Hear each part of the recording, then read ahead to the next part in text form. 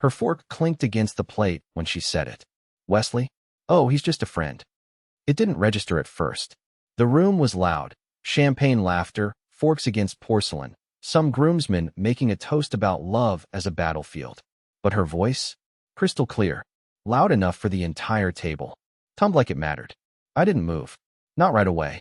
Just sat there, looking at the half-eaten salmon she used to pretend to hate. I wasn't wearing a tie. She always told me not to.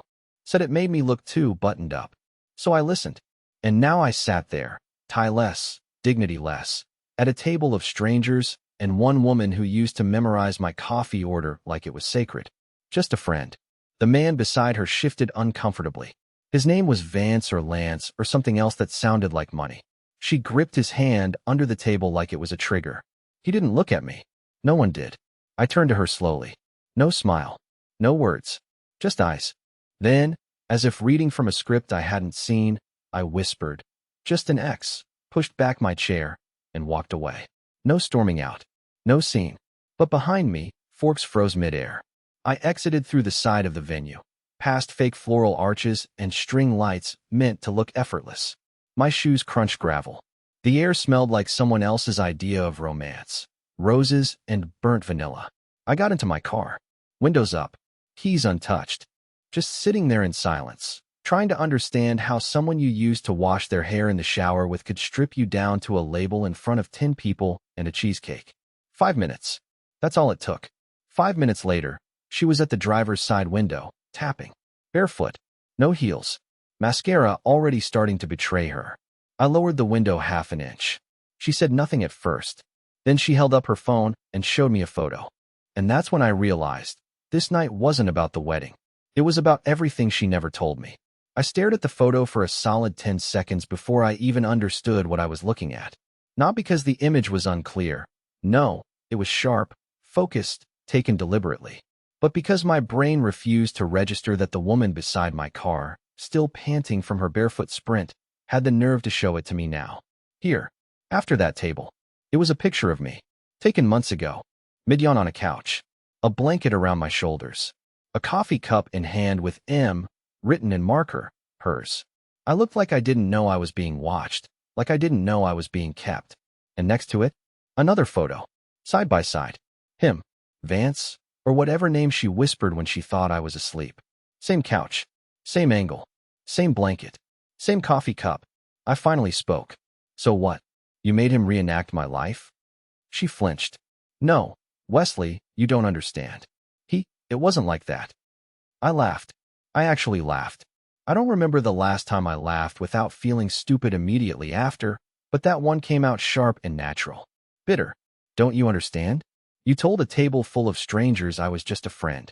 And now you're showing me your emotional scrapbook like this is a season finale? She opened her mouth to speak, but I rolled the window up halfway. Not all the way. Just enough to control the air between us. She hesitated. Then she did something so weird, so wildly off-script from every post-breakup cliché. I swear my chest physically tensed. She dropped her phone onto my lap. Unlocked. A message thread still open. Between her and Vance. I shouldn't have looked. But I did. The first message, from her, dated a week ago. You'll behave at the wedding, right? Then his reply. Depends. Is the stray dog coming? The next messages were worse. About me. Long rants. Dismissive tones. Mocking. Her defending me just enough to feel like a performance, but never enough to stop him. One stuck out. He was my comfort zone, not my future. I'll introduce him as a friend so he doesn't embarrass himself. I felt my heart drop so fast it could have cracked the car floor. When I looked back at her through the glass, she was biting her lip. Not flirtatiously, nervously. Her eyes flicked to the venue, then back to me. Wesley, I messed this up. I opened the door slowly, stepped out. We stood there, a few feet apart, headlights casting long shadows across the gravel. You didn't mess this up, I said. You erased me before I ever arrived. She started to say something else, maybe an apology, maybe a plea, but I walked past her, back toward the venue. Not to rejoin the wedding. No, to find someone else.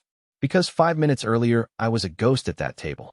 But now I had something more valuable than closure. I had proof.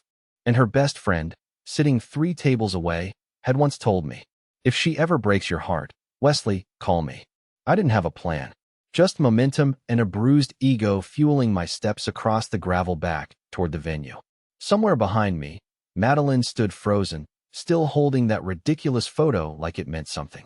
Like that was going to soften the blow of everything she'd already sliced apart tonight. But me?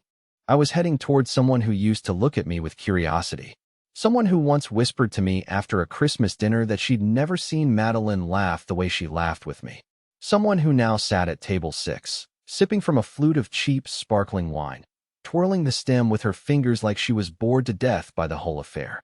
Delia, Madeline's best friend. Sharp-tongued, fashionably distant.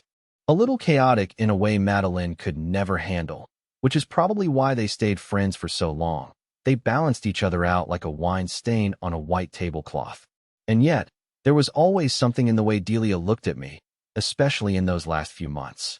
Like she was watching a slow-motion train wreck and wondering when I'd finally realize I was the one bleeding. I waited for a break in conversation at her table, then walked right up. She raised her eyebrows.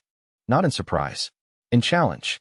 Well, if it isn't the emotional casualty of the evening, she said, not even trying to lower her voice. A few people chuckled. I didn't. I pulled out the chair beside her and sat down, quietly placing Madeline's phone in front of her. She looked down. The open message thread was still there, still glowing. She read it once. Then again. When she looked back at me, her expression had changed. Wow, she muttered. She really did that. I didn't answer. I didn't need to. Delia picked up the phone and scrolled a bit further. Her nostrils flared slightly.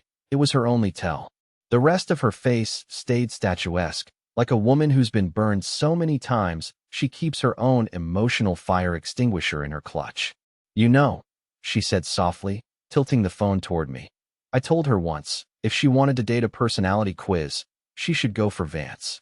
He's got the emotional range of a BuzzFeed article. I nearly laughed. But instead, I said, he thinks I'm a stray dog. That made her pause. She blinked slowly, then shook her head. She downgraded herself. Not you. The whole table went quiet. One guy awkwardly excused himself. Another sipped his wine so fast he choked. But I didn't care. For the first time all night, I wasn't invisible. I wasn't just a friend or the ghost of boyfriends past. I was a man sitting at a table with truth in his pocket. And someone finally saw it. Delia handed me the phone. She doesn't know I know, she said, almost in a whisper. You want to play this smart? I want her to feel what it's like to be erased. She smiled. Not kindly. Not sweetly. The way someone smiles when they know something dangerous is about to begin, and they've been waiting for the invitation. Then sit tight, she said, reaching into her bag. Because when Madeline tries to spin this later, I want her to remember what it's like when I'm the one holding the mic. What are you doing? I asked. Delia pulled out her phone and tapped something on screen. Sending myself the messages. I'm not a monster, Wesley. I'm just tired of watching her get away with things like this and calling it growth. That's when we both looked up and saw Madeline standing at the edge of the venue patio, staring at us like she had walked in on a betrayal. But for once, it wasn't mine. She didn't march toward us. She glided, like someone who thinks anger is beneath them, like confrontation should come wrapped in grace. But her eyes? They were small flames, flicking between me and Delia like we'd committed some sacred betrayal by simply sitting near each other. Delia, Madeline said with a coolness she didn't even try to disguise. Can I borrow you for a moment? Delia didn't move. She sipped her wine, casually, like Madeline hadn't spoken. Then she looked at me and said, You want to go somewhere quieter? Madeline's voice cracked slightly. Excuse me. Delia turned slowly. I'm sorry, Mads. It's a bit hard to follow your sudden interest in me after ignoring every warning I gave you for the past 6 months. The entire table went quiet. Someone dropped a fork. Madeline's mouth opened, then closed. She wasn't used to being shut down, not in public. And especially not by Delia, the one person she always expected to orbit her like some loyal satellite. I think we need to talk, Madeline said again. This time softer, more human. Delia stood up, but not to follow her. She handed me her glass and said, Hold this, then turned to Madeline. You want to talk? Then talk here. With him. Since you so graciously called him a friend 5 feet from the man you replaced him with. I didn't mean it like that, Madeline snapped. Oh. Delia folded her arms. Then how did you mean it? Because from where I was sitting, it sounded like you downgraded someone who loved you, just to make your new guy feel taller. The whole patio felt frozen. Even the string lights looked like they dimmed. The DJ had stopped between songs, and now all you could hear was distant laughter from the wedding tent and the heavy breathing of three people who once shared dinners, secrets, and holidays together. I should have left. I should have walked away. But I didn't. I stood up too. Madeline, I said, trying to keep my voice steady even though everything inside me felt like a wrecking ball. Do you remember the last thing you said to me before you left? She blinked. You said, "You'll always be important to me, Wesley. I just need to find myself." I stepped closer. And today, you introduced me as a friend. Not someone who held your hand in the ER when your dad collapsed. Not the guy who sold his guitar to help cover your car repair. A friend. I panicked, she whispered. No, I said. You calculated. Delia put her hand on my arm, gently, grounding me. And Madeline. Her face was shifting. Something behind the eyes was breaking apart. Not guilt. Not sadness. Fear. I didn't understand why until Delia leaned toward me and murmured, "She didn't just lie to you." What do you mean? Delia pulled out her phone, tapped something, then turned the screen to me. A series of screenshots. Conversations between Madeline and someone else entirely. A man neither of us had seen tonight. Dates. Hidden weekend trips. Emotional manipulation. Complaints about both me and Vance. Comparing us like products, like we were shelves in a store she wandered through when bored. I got these from her iCloud months ago, Delia said under her breath. I was waiting for a reason. And then it hit me. Everything. Madeline wasn't just cruel. She was strategic. She'd been collecting men like backup plans. I wasn't the ex she mourned. I was the safety net she quietly dismantled when she found a firmer one. Madeline's voice cut through the moment. You're both making this into something it's not. That's when Delia dropped the final blow. No, you did that. And if you don't leave this wedding quietly, I will forward every message, every photo, and every location tag you thought you deleted to your mother, who, by the way, is sitting inside, in pearls, and has no idea what kind of daughter she raised. Madeline's face went white. Her mouth opened, but this time, no words came out. She turned and walked away. No heels, no photo, no words, just silence. But that silence was louder than anything she'd ever said to me. And for once, I didn't feel small. I felt like I had just begun. That night, after I left the wedding and said a brief, stunned goodbye to Delia, I drove for almost 2 hours without even realizing where I was going. My hands were on the wheel, but my brain was somewhere else, replaying her voice saying, "Just a friend," over and over until it felt like a personal joke the universe refused to let die. I didn't cry.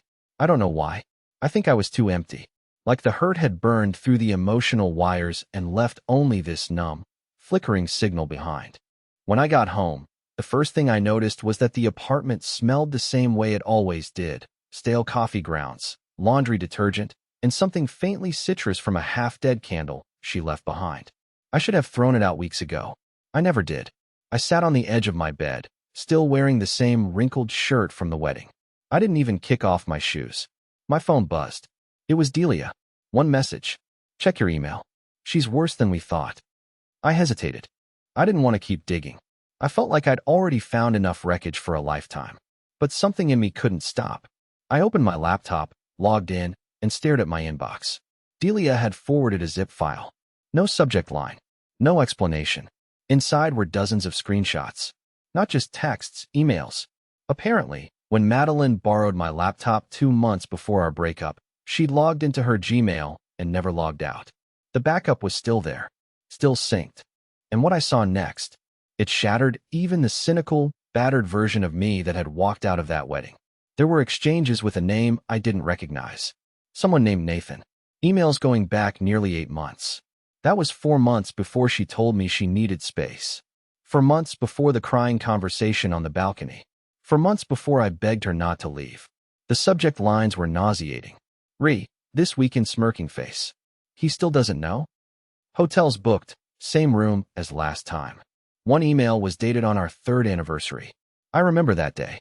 I surprised her with a dinner reservation, cooked her favorite breakfast, even gave her a handwritten letter I had stressed over for days. And she had replied to Nathan from our living room, while I was cooking her eggs. He made breakfast again. Cute, right?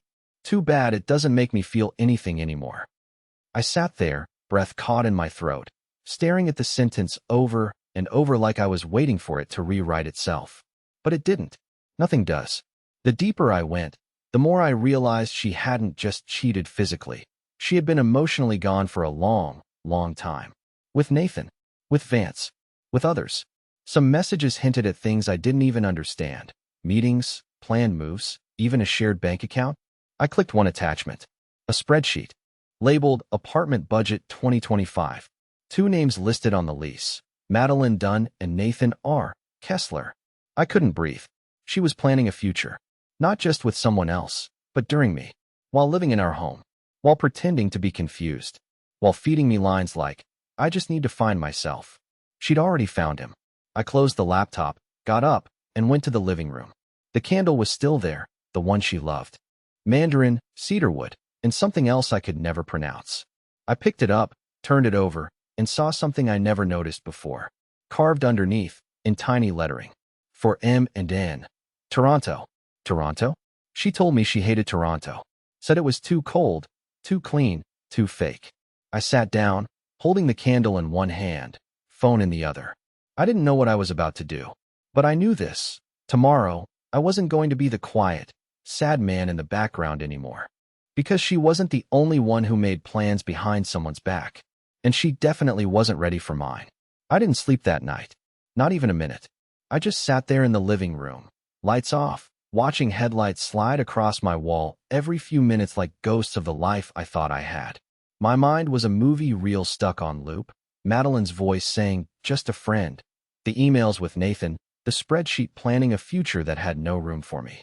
Every time I closed my eyes, I saw it again. The hotel confirmation, the laughing emojis, the way she described me like I was an outdated appliance she forgot to throw out. Around 4:30 a.m., I opened the cabinet in the hallway. The one with all our paperwork.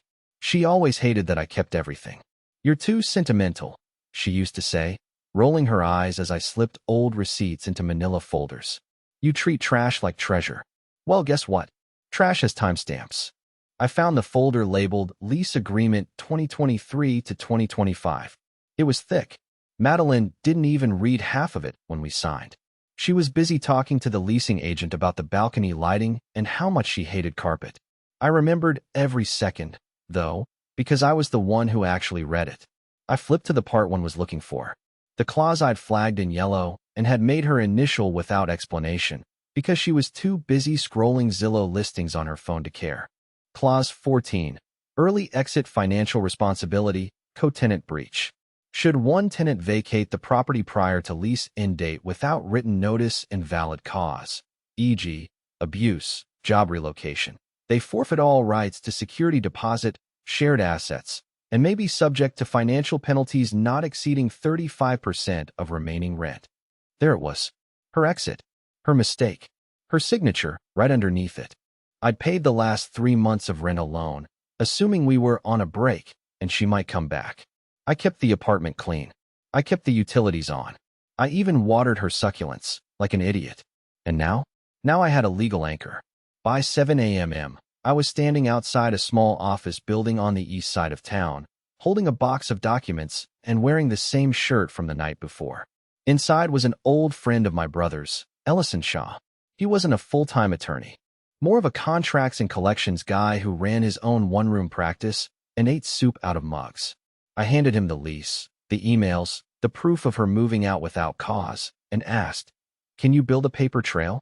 Ellison stared at the files for 10 minutes without speaking. Then he said, "She owes you more than money, man. But yeah, I can make this ugly." I didn't want it ugly. I wanted it cold. Not rage. Not revenge porn. Not drama. Just precision. A few hours later, Ellison sent the first email to Madeline. Formal. Cordial. Lethal. Per the terms of your signed lease agreement and documented abandonment of co-residency, please find attached the breakdown of financial restitution owed. Failure to respond within 10 business days will result in formal collection proceedings. See attached. She didn't respond for 6 hours. Then came the text. Madeline, are you serious? After everything, you're making this legal? I stared at the screen. I waited. Then I replied with 4 words. You broke the contract. She didn't text back. Not for the rest of the day. But I wasn't done. Because while Ellison worked on the financial side, I was working on something else entirely. Delia and I had kept talking since the wedding. Not romantically. Just 2 people who had both been toyed with, both tired of keeping quiet. She sent me a voice memo the next night. Only 4 seconds long, but it lit a fire I hadn't felt in months. She's planning to move in with Nathan next week. Apartments already furnished. So I called the building. Posed as a utility provider. They confirmed the unit, the name, Madeline Dunn. Co-signer, Nathan R. Kessler. They also confirmed one other thing. The lease required all tenants to disclose prior rental breaches. And thanks to Clause 14, she now had one. I emailed the property manager, attached all necessary documentation, and waited. By morning, Madeline's name was pulled from the lease. Delia sent me a screenshot from Nathan's story that afternoon. Him, holding a duffel bag. Caption, changing plans. Moving solo. No tag. No mention of her. Just gone. She hadn't just lost the apartment. She'd lost the future she thought she could leap into. And for once in my life, I didn't feel like just a friend. I felt like the storm she never saw coming. The knock came late. 9:42 p.m. to be exact. I remember the time because I had just reheated a bowl of frozen chili and was halfway through scrolling through a list of couch listings on Craigslist. Not for me. For her. Symbolically. At first, I thought maybe it was my neighbor again.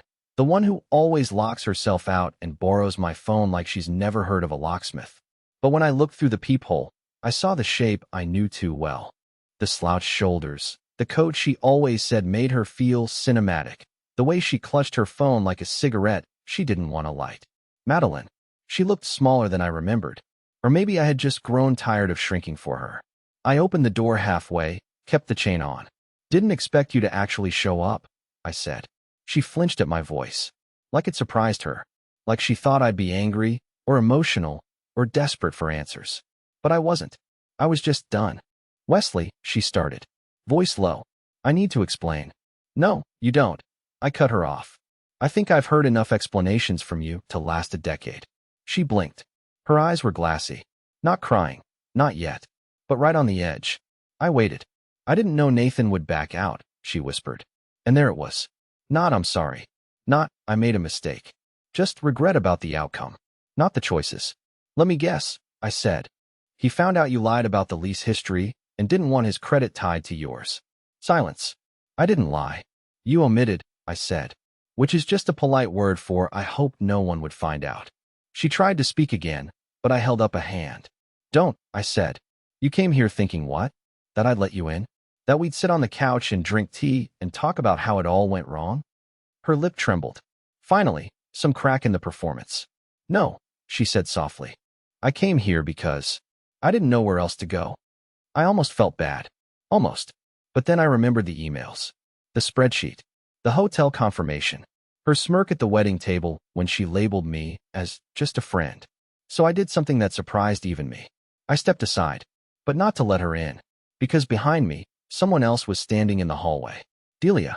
She had come over earlier that evening to return some paperwork. Ellison needed my signature again for the next phase of the breach claim. We'd ended up sitting on the couch, talking. Just talking. 2 broken people laughing about terrible coffee and worse choices. When she stepped into Madeline's line of sight, the effect was immediate. Madeline's face collapsed into itself. You're here, she said, barely above a whisper. Delia didn't flinch. Funny thing, she said coolly. When you burn every bridge, sometimes the smoke leads back to the one person you always underestimated. Madeline's eyes narrowed. Are you sleeping with him? Delia smiled. Not amused. Amused people still care. No, she said. But I'm listening to him. Which, honestly, might be worse for you. That's when Madeline finally cracked. You two are pathetic, she hissed. This is what you wanted? Me humiliated? Me out on the street? I tilted my head. You wanted to be free, remember? That's what you told Nathan. That I was your past, and he was your launch pad. I handed her a folded envelope. She looked down, confused. What's this? The final itemization, I said. You owe $3,812 in rent share, plus legal filing costs. Ellison said he's willing to settle out of court if you pay in the next 10 days. Madeline didn't take it. She stared at the envelope like it was a live grenade. Delia stepped beside me. And if you're looking for sympathy, it's not in this building. We waited. For a second, I thought she might scream. Or throw something. Or beg. But she didn't.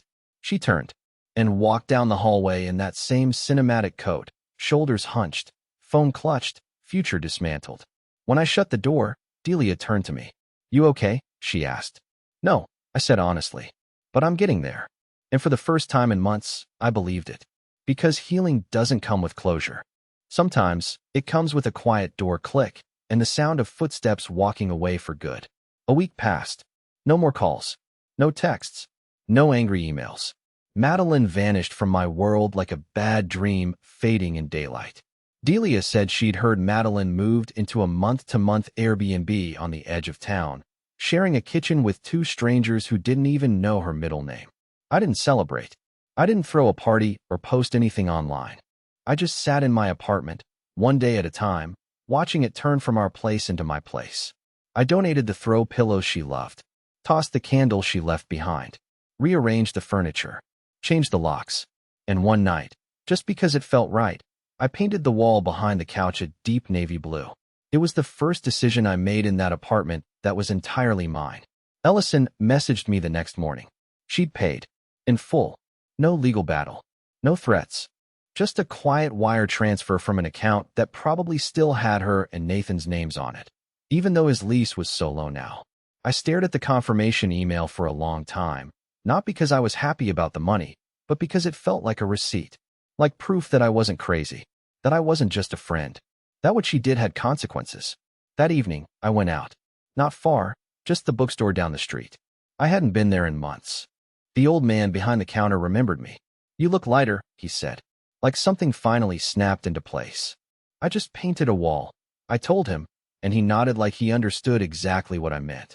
And then, as I walked back, the first raindrops hitting the sidewalk, my hoodie pulled up and my mind quiet for the first time in forever, I saw her. Delia, standing in front of my building with 2 coffees in a cardboard tray and a small paper bag. She smiled before I could say anything. You said you missed cinnamon rolls, so I brought peace offerings. I didn't know we were fighting, I said, taking the tray from her. We weren't, she replied. But sometimes people need a reason to show up, even if it's just for a pastry. We went upstairs. We didn't talk much. We didn't need to. She sat on one end of the couch, I sat on the other. We watched a terrible movie and made fun of every scene. She leaned her head on the armrest. I leaned mine on the opposite. And for once, there were no questions. No wait. No masks. Just air. Real, breathable air. After she left, I stood in the hallway, staring at the closed door for a while. Not because I wanted her to come back, but because it was the first time someone left, and I didn't feel empty. 2 weeks later, I got a letter in the mail. Handwritten. No return address, but the handwriting was unmistakable. It was from Madeline. 1 page. No accusations. No manipulations. Just 6 lines. You were always too good for me. I never said it because I thought if I admitted it, I'd lose control. But now I see. You were never mine to control. I hope you're okay. I hope you forgive me. And I hope someone finally loves you the way you deserved all along. I folded it once and slipped it into the back of my lease folder. Not because I needed it, but because sometimes closure comes after the war, when the smoke clears and you're still standing, a little bruised, a little wiser, but whole. So no, I'm not bitter. I'm not broken. And I'm not just a friend. I'm Wesley. And I'm finally free.